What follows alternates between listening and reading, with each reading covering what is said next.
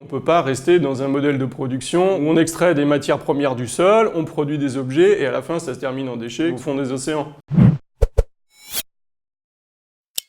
L'éco-geste principal dont j'ai envie de parler, c'est le lombricompostage. En fait, c'est pas des lombris, c'est des vers de compost qu'on achète sur internet tout simplement et qui vont dégrader tout ce qui est épluchure, carton, papier, et qui vont transformer ça dans un terreau qui est beaucoup plus intéressant que ce qu'on trouve dans les magasins.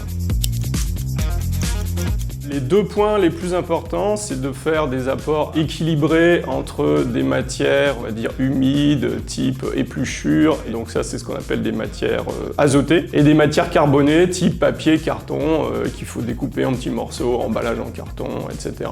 De telle manière à avoir ce qu'on appelle en compost l'équilibre C sur N. S'il y a trop d'humidité, le compost va manquer d'air, et donc il va commencer à sentir mauvais. Donc dès que ça sent mauvais, c'est un bon indicateur, faut réagir. Si on s'y prend pas bien, on a des odeurs, et parfois des invasions de moucherons. Au début j'en avais pas, mais finalement les moucherons m'ont rattrapé. Si le compost n'est pas trop humide, les moucherons viendront pas en fait. Ce qui attire les moucherons, c'est vraiment la matière organique fraîche, donc faut aussi penser un peu à l'enterrer.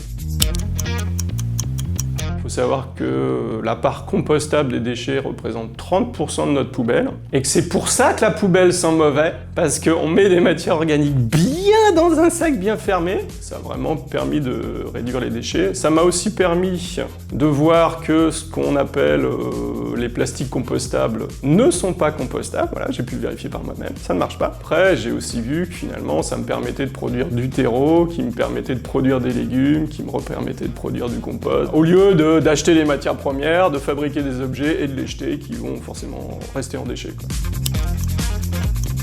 À mon avis, on ne peut pas rester dans un modèle de production où on extrait des matières premières du sol, on produit des objets et à la fin ça se termine en déchets, que ce soit dans un incinérateur, dans une décharge ou au fond des océans. Si on continue à faire ça, au bout d'un moment il n'y aura plus de matières premières et qu'on vivra dans des montagnes de déchets. Je crois que c'est vraiment à la portée de tout le monde, donc il faut que tout le monde s'y mette. Pour ceux qui ont des poubelles qui sentent mauvais, faites du lombricompost!